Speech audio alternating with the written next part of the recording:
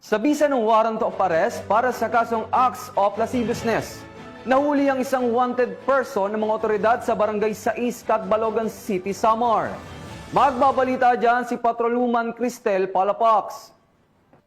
Ng mga otoridad ang isang lalaking wanted person na may kasong acts of lasciviousness sa Barangay 6, Catbalogan City, Samar. Bandang alas 7 ng gabi nang maaresto ang akusado ng mga tauhan ng 802nd Maneuver Company, Regional Mobile Force Battalion 8 sa koordinasyon sa Catbalogan City Police Station sa bisa ng warrant of arrest para sa kasong acts of lasciviousness na may nirekomendang piyansa na 36,000 pesos para sa pansamantalang kalayaan. Ang akusado ay dinala sa Catbalogan CPS para sa kaukulang dokumentasyon at tamang disposisyon. Patunay lamang na ang pambansang pulisya ay hindi nagpapabaya sa kanilang sinumpaang tungkulin na huliin ang mga taong tiwalag sa batas upang mapanatiling ligtas ang komunidad nang sa gayon may patupad ang kapayapaan ng bansa para sa ligtas at maunlad na bagong Pilipinas.